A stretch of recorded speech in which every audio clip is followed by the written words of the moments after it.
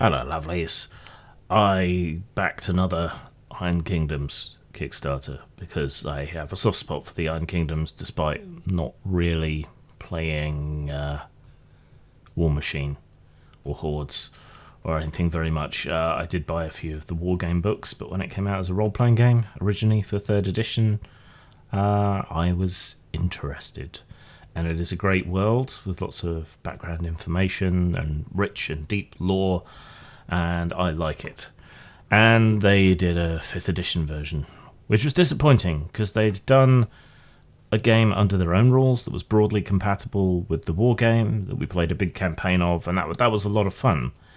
And that's now the red-headed stepchild because they've gone back to D&D to do this new version, which is unfortunate and disappointing because we need more systems, and 5th edition just isn't suited to a lot of things. That said, I think they've been knocking it out of the park with their 5th edition material. It is, in my estimation, far and away better than any of the 5th edition material that Wizards is putting out, and far and away better than the vast and overwhelming majority of the dross that the DMs Guild is churning out constantly.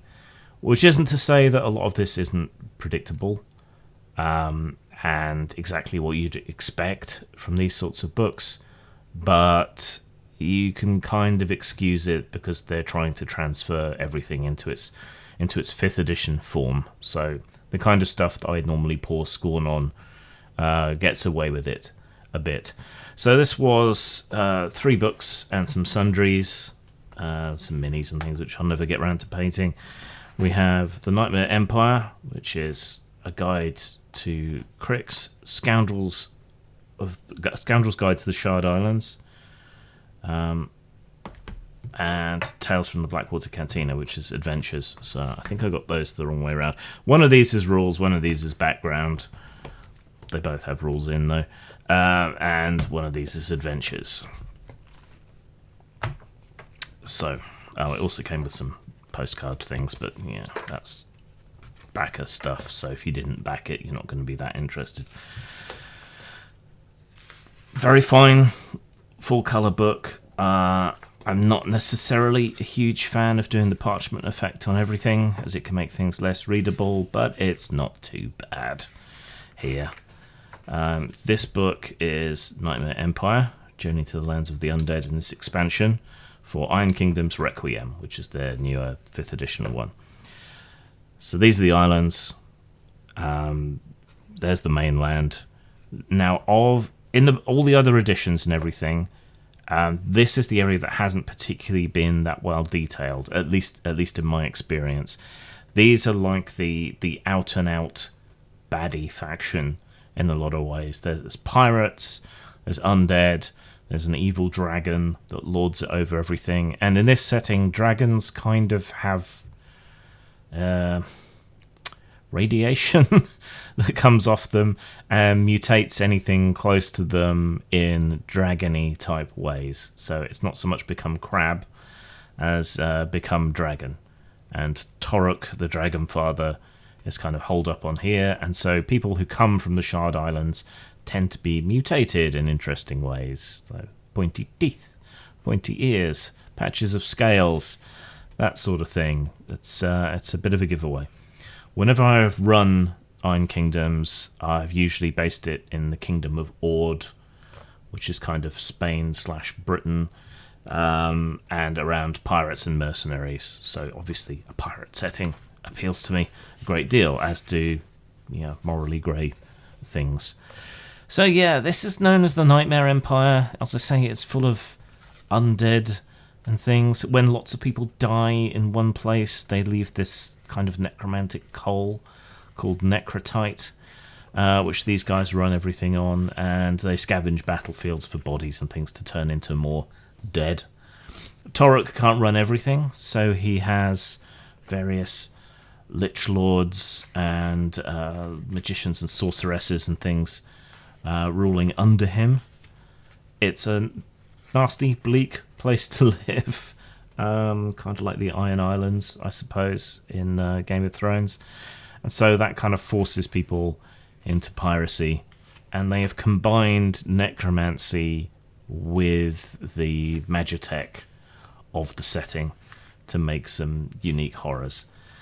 We get a lot of information here about this previously relatively undescribed, undetailed location. It's full of adventure hooks. This is the kind of background stuff I like. Right? There's enough detail that it's interesting and you know what it's supposed to be like. But it also leaves room for you to interpret and add and take things away, and it has plenty of call-outs for adventure ideas and particular details that are visually distinct from the body of the text. So it's a joy to read through and be inspired by. Put it that way. I mean, they've always been good at this, going back to their 3rd edition tomes, which were, big, thick hardback books, which are just packed with information. Comparatively, this stuff is a little light, but I've come around to thinking that is perhaps better normally than detailing absolutely everything. We get some insights into the politics, the way things work there, the different factions, all of that sort of thing. It's much less of a unified alliance than we were perhaps led to believe previously. Now, as in most typical expansion books, you're going to get new races. You're going to get new feats. You're going to get new classes or subclasses or, spells, equipment. The stuff you expect that is kind of boring a lot of the time. A lot of books that are that kind of thing are just kind of churnware. Stuff that's thrown out that doesn't really have a strong reason to exist. Here, of course, things are a little bit different because this is an entirely different setting. It's a standard D&D, so everything needs to be enumerated. And as their book series builds out the world more than it was already done, then the new races and things make more sense. So you can play goblins. Their more evil counterparts are called bogrins, but everything's morally grey in this world, so you can have good and bad goblins. But they tend to be kind of cruel and mischievous. Humans that come from this area are perhaps a little different. There are some undead or semi-undead races. If you fancy being a dommy-mommy with hooves, you can play one of the Sadixis, who are kind of like female satyrs / succubi / giantesses who will kill you with snoo. There are ogrons, which are kind of like ogres, but the ones from this area are a bit more distinct, and you can even play ghosts of various kinds, different types of trollkin, and all sorts of other things. So there are new classes like the Blood Witch, but mostly we're talking about specialized subclasses. So subclasses are the new prestige classes, I suppose, except you can't pick and choose quite so freely, but they're nice, characterful. They're probably the most importable to other systems. And if you wanted to run a pirate-based Spelljammer campaign, then I think these books would be indispensable for turning the Spelljammer books into something actually useful, unlike what we currently have. So, yeah, just more of the same. Classes, subclasses, special abilities, suited to the world of Iron Kingdoms and to the Shard Islands in particular, though a lot of this could serve double duty for Ord or naval characters of any kind that you wanted to play. So, this is genuinely extremely useful stuff. We got backgrounds, which don't necessarily work, but that's a problem with 5e, not a problem with this. How are you meant to be an experienced arena fighter when you come out at level 1? It just doesn't make sense necessarily. Rules for adventuring companies, same as you can play mercenary companies, pirate crews, that sort of thing. So that builds out on the kind of guild and other rules that we've seen in 5th edition.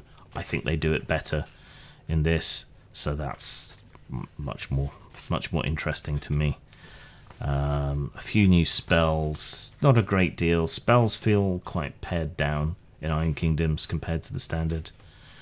How to become a lich, necromantic implants, gear, necromantic technology. Yeah, this is where it gets particularly cool and interesting, I think. Plus the necromantic mecha that they have, though these are mecha that you control, not mecha you pilot. So maybe mecha's not the right term. I don't know. Evil steam-powered necromantic robots. I mean, how cool is that, basically? And some more conventional ones, like the Mariner one. Steamjacks that are suited for use at sea, which doesn't make a great deal of sense when you figure out that they run on boilers. So, yeah. We've got a few NPCs here at the end. It's not really a bestiary, that comes in one of the other books. I am not going to bother particularly going through this one. This one, the adventures, because it's adventures and you can spoil them, and I never think much of adventures. So there you go. Published adventures, generally speaking, not that great. These are fine. It's just written adventures that turns me off. There's a few particular creatures particular to these adventures, some NPC stat blocks you might find useful more generally. And if you're relatively new to the Iron Kingdoms or to role-playing games at all, then adventures are useful as a sort of learning process, though they do tend to train people wrong as a joke. Okay, and that leaves the Scoundrel's Guide to the Shard Islands. So this is the meatier stuff, I suppose. We have rules for naval combat and ships, which could be bigger, could be expanded more, could have more options, but is 10 times better than anything in Spelljammer, and easy enough to port backwards and forwards. You could restat stuff from Spelljammer to this. Proper rules for ship-to-ship combat, this is what you need. This will make Spelljammer work if you're so inclined. There's not enough options and ideas here really to satisfy player characters. I don't think it's fine for making non-player vessels, but I think they need more options, and hopefully they'll come up with more in time. Biostat blocks for all of the kind of typical ships and ones that are more specific to the setting. We have a random cargo generator, which is useful if you're a pirate. Yeah, this is just really a useful set of tables, ideas, hazards, all of those kind of things that you might run into out on the seas, pirating or exploring or whatever it is that you feel like you're doing. The GM advice is a little redundant, perhaps a little obvious, but it's fine. It's more the tables and their interpretation and that kind of material that makes it more worthwhile. Like you've got a random island generator if you want to just throw up something weird and odd. Specific equipment and items. New ways to apply magic, to make runes and to raise zombies of particular kinds or other kinds of undead thralls to service you.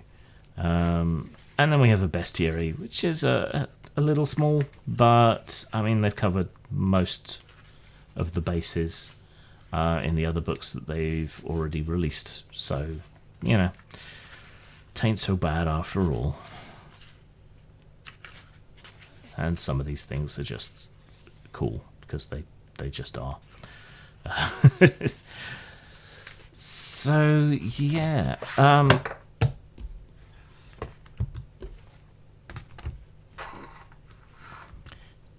as I say, they're doing so much better than Wizards and producing stuff to the same production quality or better, and the content is just so much better. The artwork is much more distinctive, on a par with, say, Pathfinder, I would say. But the war game has been their bread and butter, and card games and so on. So little wonder that they've got plenty of art, but they're still not like a top tier company like Wizards or Games Workshop. But they are really producing good stuff at the moment. In terms of style, I'm gonna have to give this one a 5 out of 5. Actually, you might not be. It's a kind of middling to low 5, but it's still a 5. You might not be satisfied with the level of detail. It's certainly not up to the standards of the 3rd edition books or the versions for the IKRPG, but there is still plenty here. The artwork is fantastic. It's evocative of the setting, and the artwork is not muddied. When it's dark, there's a reason why it's dark. This is a necromantic setting, so maybe this isn't the best place to show. But then when it needs to be illustrative, when it needs to explain things, it does so. And when the light is a bit better, you can actually see everything. It's not descending into pastels and becoming a grey or brown blob necessarily. So I think the presentation is fantastic.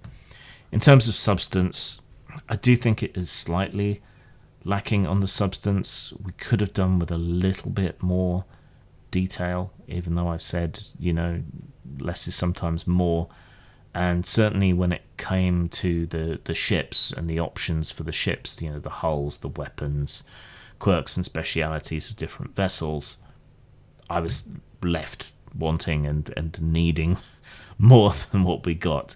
So a little bit lacking there. So a low to mid 4.